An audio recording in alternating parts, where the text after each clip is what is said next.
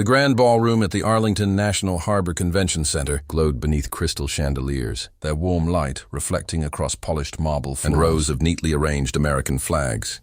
The annual Law Enforcement Leadership Gala had drawn some of the most respected names in policing from across the country. Police chiefs, sheriffs, detectives, state troopers, federal agents. Military officials and community leaders filled the room, exchanging handshakes and stories about years spent protecting their communities. Cameras flashed as reporters captured moments that would appear in newspapers and evening broadcasts the next day. Every uniform carried years of sacrifice, long nights, difficult decisions, and a promise to serve the public with honor. Among the sea of decorated uniforms stood a woman who seemed almost invisible. Captain Lauren Hayes, a black police officer with an impressive career, wore a simple navy blue evening dress instead of her department uniform. No service ribbons rested on her shoulders. No shiny badge hung from her chest. Her official credentials remained tucked safely inside a small leather purse resting against her side. She stood quietly near the entrance, observing the room with calm eyes, greeting no one and demanding nothing. To anyone passing by, she looked like another invited guest waiting for the program to begin. Lauren had spent nearly 2 decades serving the people of her city. She had comforted frightened children after violent crimes, talked desperate people away from dangerous decisions, searched for missing seniors through freezing nights, and stood shoulder to shoulder with fellow officers during disasters that most citizens would never witness. She understood that a police officer's greatest strength was never the badge itself. It was character. The uniform represented service. But respect had to be earned every single day through humility, fairness, and courage, as she quietly observed the ballroom. She noticed something that saddened her more than she expected. Many senior officers greeted only those with impressive titles. Junior officers stood along the walls, rarely included in conversations. Civilian staff moved between tables, carrying refreshments while barely receiving a glance. Several young officers seemed eager to introduce themselves to experienced leaders, yet many were ignored before they could even speak. Lauren had seen this pattern before throughout her career. Sometimes the greatest threat to an organization wasn't crime, it was pride across the ballroom. Laughter erupted around Lieutenant Ryan Walker. At only 33 years old, Walker had built a reputation as one of the department's brightest rising stars. His arrest numbers were impressive. His media interviews were polished. Local politicians often praised him publicly. Inside the department, many admired his confidence. Others quietly feared it. Success had slowly convinced him that rank meant superiority instead of responsibility. Surrounded by several fellow officers, Walker scanned the room while casually sipping sparkling water. His attention stopped on Lauren. She didn't fit into any group. She wasn't networking. She wasn't trying to impress anyone. She simply watched. Walker tilted his head. "Who's that?" he asked one of the detectives beside him. The detective shrugged. "No idea," Walker smiled. The kind of smile that often appeared just before someone became the target of one of his jokes. "Well, he said," straightening his jacket, "let's find out." The officers behind him exchanged amused looks before following him across the ballroom. Conversation softened as they passed. Walker enjoyed attention, and people knew something entertaining usually followed, wherever he went. Lauren noticed them approaching long before they reached her. She remained exactly where she was, relaxed. Composed, patient. Walker stopped only a few feet away. He looked Lauren up and down before flashing a smile that carried more arrogance than kindness. "Good evening, sweetheart," he said loudly enough for nearby guests to hear. "You look a little lost." Lauren met his eyes with quiet confidence. "I don't believe I am," he chuckled. "This reception is for law enforcement professionals." "I know," Lauren replied gently. Walker folded his arms. "Then tell me something." He leaned slightly closer, making sure everyone nearby could hear his next question.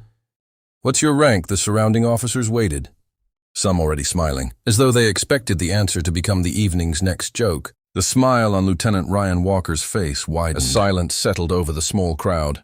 He had asked a simple question, yet the woman standing before him refused to react the way everyone expected.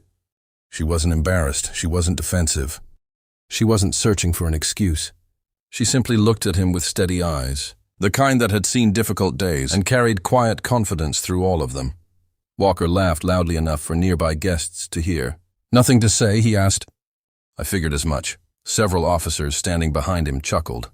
Eager to stay on the good side of the department's rising star, Some laughed because they genuinely found it amusing. Others laughed because remaining silent often carried its own consequences.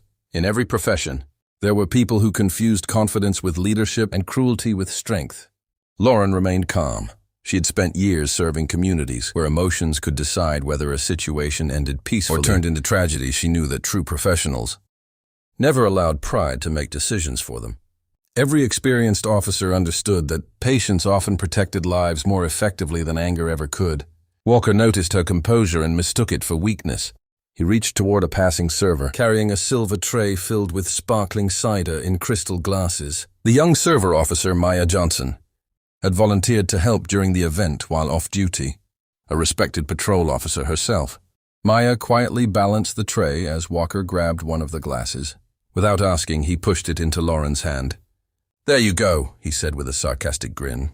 "Now you finally look like you belong." More laughter echoed through the ballroom smile. Walker continued, "Walk around and serve the people who actually earned their place here." A detective standing nearby shook his head slightly but said nothing. Lauren accepted the glass without resistance.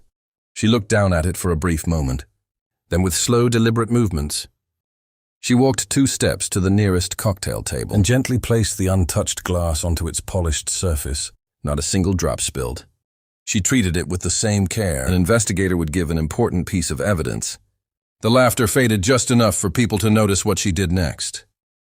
Lauren reached into her purse and removed a small, black leather notebook. Its edges showed signs of years of use. She opened it, wrote several neat lines. Closed it, Walker frowned. "What are you doing?" Lauren looked up calmly. "I've learned that important moments deserve accurate records." The sentence was simple, yet something about the way she said it caused a few nearby officers to glance at one another. Walker quickly forced another laugh. "Oh, that's rich." He turned toward the crowd. "She's taking notes," more laughter followed. Although this time it sounded thinner than before. Officer Maya Johnson watched everything from only a few feet away. She had joined law enforcement because she believed every neighborhood deserved officers who treated people with dignity, regardless of race, income, or background. During her 3 years on the force, she had responded to domestic violence calls, rescued children from dangerous homes, and comforted families after heartbreaking accidents. She knew that wearing a badge meant becoming an example, especially when cameras were watching. Looking around the ballroom, Maya couldn't understand why no senior officer had stepped forward. The silence troubled her. Leadership wasn't measured only during emergencies. Sometimes it was measured in the courage to stop someone from doing the wrong thing. Walker took another step toward Lauren. "You know what your real problem is?" he asked. "You think standing here quietly makes you important?" Lauren answered in the same calm voice, "No." Walker waited. "I think every person deserves basic respect." The words weren't loud, they weren't dramatic, yet they landed with unexpected weight. For just a second, the conversation around them disappeared. Even officers who had been smiling found themselves looking away. Because deep down, every law enforcement professional understood that respect formed the foundation of public trust. Without it, no badge, no promotion, and no award could truly represent honorable service. Walker refused to let the moment slip away. He folded his arms. "Respect has to be earned." Lauren nodded slightly. "I agree." Her answer surprised him. She continued, "But rank earns responsibility. Character earns respect." The sentence lingered in the air. Several officers lowered their eyes. One retired sheriff quietly crossed his arms, studying Lauren with growing curiosity. Walker felt the attention shifting. He couldn't allow that he raised his voice. Security, 2 uniformed officers stationed near the entrance, immediately turned toward him. Walker pointed directly at Lauren. "This woman doesn't belong here." The officers hesitated. Neither moved immediately. Lauren didn't argue. She didn't explain who she was. She didn't reveal her credentials. Instead, she calmly bent down, picked up the visitor badge that had been torn from her dress earlier, brushed away a tiny speck of dust, and carefully placed it inside the same leather notebook before closing it with quiet precision. Then she looked across the ballroom. Her eyes met Officer Maya Johnson's for a single silent moment. Maya saw no anger, no fear. No humiliation, only the calm confidence of someone who understood that integrity never depended on the opinions of a crowd, and that the true measure of a police officer was revealed not by how they treated powerful people, but by how they treated those they believed had none. The ballroom grew unusually quiet as the 2 security officers looked from Lieutenant Ryan Walker to the woman standing calmly near the entrance. Neither officer rushed forward. Something about Lauren's composure made them hesitate. They had been trained to assess situations before taking action, and nothing about her behavior suggested she was a threat. She hadn't raised her voice, interrupted the event, or disrespected anyone. She simply stood there with quiet dignity, while others had chosen humiliation over professionalism. Walker noticed their hesitation, and his expression hardened. "Did you hear me?" he demanded. "Escort her outside before either officer could respond." The heavy doors at the far end of the ballroom swung open. The sharp sound of synchronized military footsteps echoed across the polished floor. Every conversation stopped. Every head turned. A protocol officer stepped through the doorway and called out, with unmistakable authority. Attention on deck instinct took over police chiefs, deputies, detectives. Federal agents and uniformed officers immediately stood at attention. Years of discipline moved them before their minds had time to process what was happening. 4 United States Army generals entered the ballroom in full-dress uniform, followed by several senior Pentagon officials and military aides. Their decorations reflected beneath the ballroom lights, but it wasn't the medals that commanded respect. It was the decades of service each uniform represented. The city's police commissioner quickly stepped forward with a welcoming smile. "Generals, welcome." "It's an honor to the generals," continued walking. They passed him without slowing down. They passed the reception table. They passed Lieutenant Walker. Every eye in the room followed their path.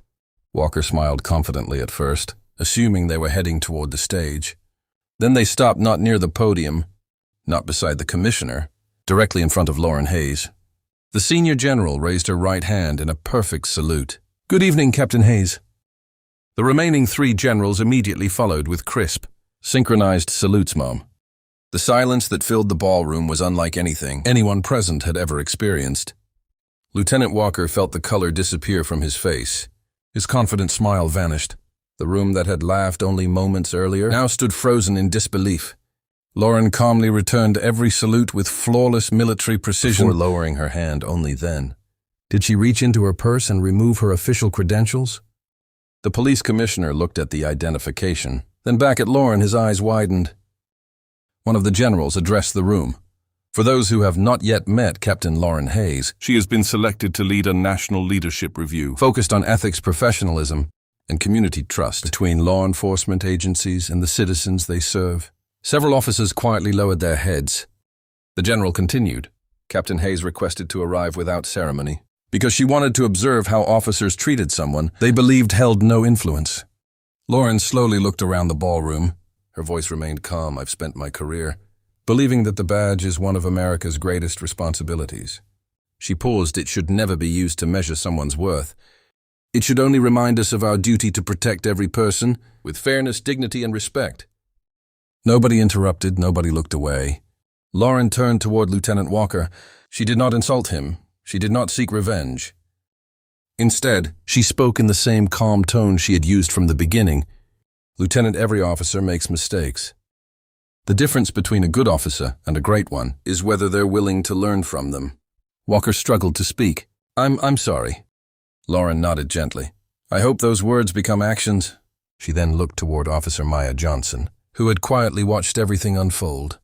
Maya, the young officer, straightened immediately. "You honored this profession tonight by showing restraint, respect, and integrity, when it would have been easier to follow the crowd. Never lose those qualities.